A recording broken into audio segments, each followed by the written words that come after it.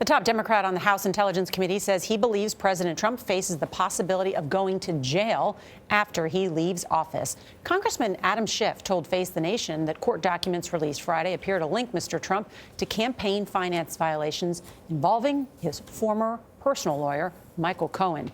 Mr. Trump has accused Cohen of lying to get a lighter sentence. Schiff says the president could face issues even though he has not been charged with a crime. My takeaway is there's a very real prospect that on the day Donald Trump leaves office, the Justice Department may indict him, that he may be the first president in quite some time to face the real prospect of jail time.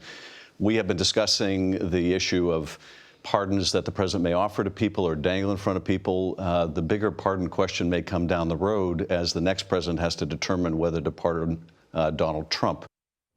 Face the Nation moderator Margaret Brennan joins us from Washington. Good morning, Margaret. Good morning to you, Norah. It was interesting to hear the congressman talk about that. Why is he more confident in an indictment rather than impeachment? Well, we should say the president hasn't been charged with any wrongdoing here. But according to Schiff, he's pointing to the filing from federal prosecutors, which outlined that the president directed these illegal payments during the campaign to silence these ex-mistresses. So the prosecutors are arguing here that it amounts to the president conspiring with his attorney, Michael Cohen, to break campaign finance laws to influence the outcome of the election. And that brings criminal activity, a felony, right to the president's door. But when he's talking about impeachment, he is putting a different standard here because it's essentially a legal and a political calculation.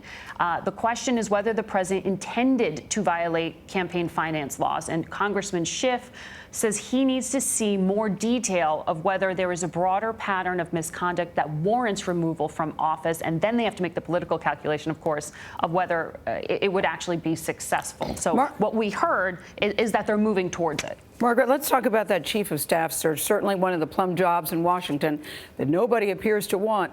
I'm curious about Nick Ayers because he got so far down the road with Nick Ayers, only to hear Nick say thanks but no thanks. How does it get that far down the road? And then what is he looking for in a chief of staff now? Nick Ayers has been such a rising star. He has been the vice president's chief of staff. And before that, he did a lot of work for the Republican Party, a lot of fundraising as well. He worked for Sonny Perdue. He worked for Tim Pawlenty.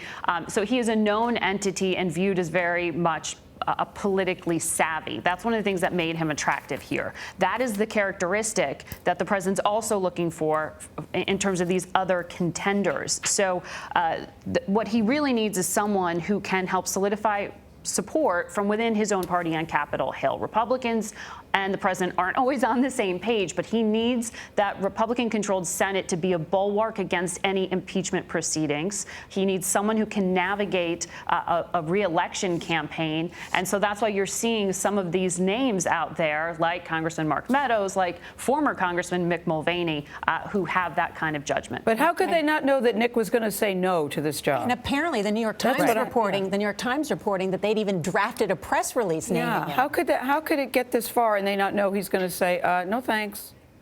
Well, Nick Ayers had been talking about returning to Georgia for some time. He's got triplets. He wanted to get back to more time with his family, he's been saying. But in terms of how far along this got, it seemed like wishful thinking.